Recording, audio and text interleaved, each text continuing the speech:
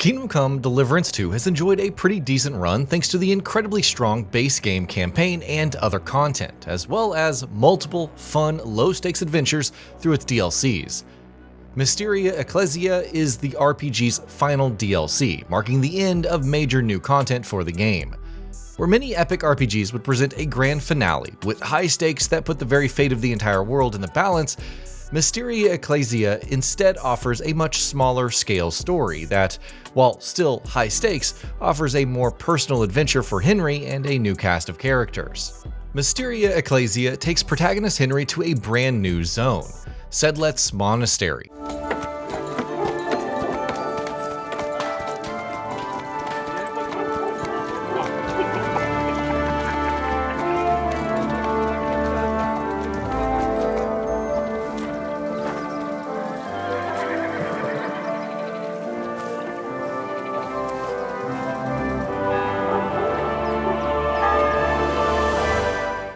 While things start off simple, with Henry simply traveling through the building, a mysterious disease seems to be making its way through the place, and our plucky protagonist gets tasked with trying to figure out just what's going on. Right from the beginning, Mysteria Ecclesiae makes a fantastic first impression thanks to just how well designed and interesting the building is. Unlike what the zone's name might imply, it isn't just a mere building either. Thanks to the more grounded and realistic take Kingdom Come Deliverance 2 has on its world, we get to see what kind of infrastructure is required to build and sustain such a zone, and the systems within the complex designs, ongoing maintenance, and logistics. These form much of the backbone of the events in Mysteria Ecclesiae, since rather than going on a grand adventure this time around, you were stuck in a relatively smaller zone, with the core gameplay revolving around investigation and conversations. To that end, there are plenty of interesting characters with their own stories to interact with, ranging from smaller ones like the fate of Blazhena and her relationship with some of the supporting cast, to Wojciech and his buddies figuring out a new kind of philosophy that might not be too popular with the various NPCs.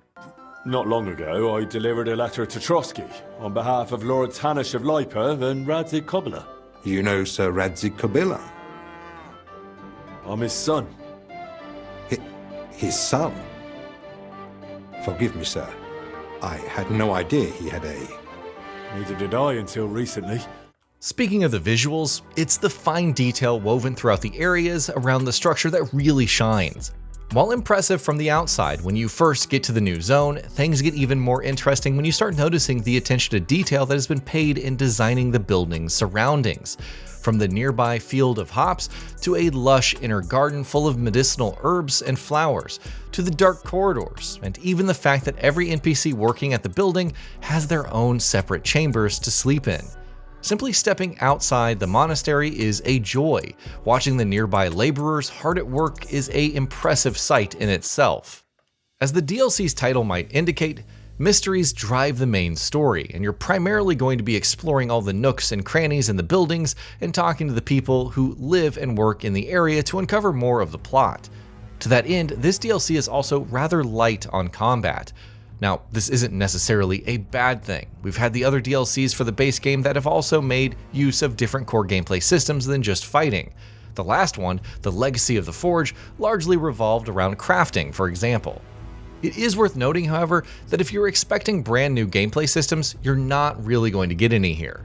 Keeping in line with the other DLCs that have been released so far, Mysteria Ecclesiae only really makes use of the core gameplay systems we've already grown used to from the base game. Aside from the new zone, story, and characters, the only other brand new things you're going to find are some new pieces of equipment that largely serve as minor additions rather than straight up upgrades to the things that you might have already been carrying when you started this DLC. The investigation-focused gameplay does tend to make fantastic use of the various subsystems in Kingdom Come Deliverance 2, however.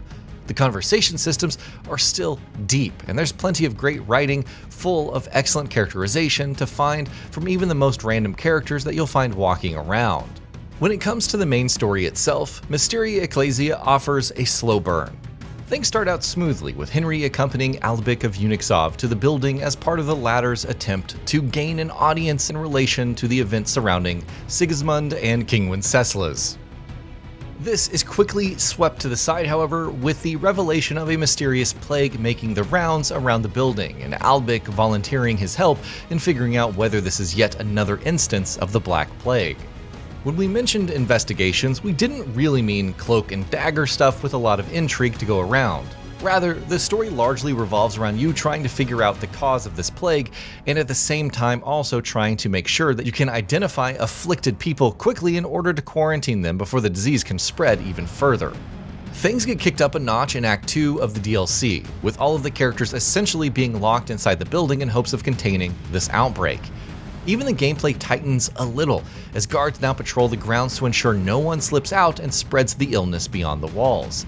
This, in turn, introduces a small measure of stealth into the moment-to-moment gameplay for Henry. Mysteria Ecclesiae doesn't really feel like much of a finale of Kingdom Come Deliverance 2. Rather, keeping in line with the other DLCs released so far, it feels like a side quest with incredibly high production values, right down to even featuring some great cutscenes. In fact, one of the early cutscenes in the story, when the building goes into full lockdown mode, feels quite chilling in an age where the entire world went through something similar a few years ago because of a pandemic that was spreading rapidly all over the planet. The reason for bringing this up is just to point out how real the world of Kingdom Come Deliverance feels, and how much further Mysteria Ecclesiae takes this feeling. Ultimately, while Mysteria Ecclesiae won't really offer you any more closure on Henry's story than the base game already provided, it still manages to feel like the best and most polished of the DLCs that have been released for the open world RPG over the course of its long post-launch content cycle. It tells a fantastic self-contained story, and most importantly of all, it explores grounded playstyles, investigation, dialogue checks, and light stealth, instead of just piling on tougher enemies. This new area is a wonderful addition to the game, with a drawback being that it sits entirely apart from the wider world of Kingdom Come Deliverance 2 itself at present. And that, in essence, is the main drawback to Mysteria Ecclesiae. While it's a strong story with memorable characters, its separation from the broader game can work against the DLC.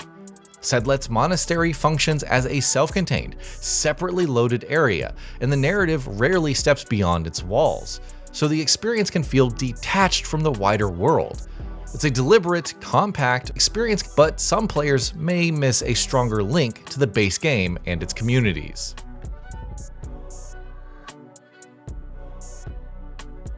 And that'll be about it for this one. If you guys like what we're doing at Gaming Vault, please consider subscribing to our channel, and I'll see you guys on the next video.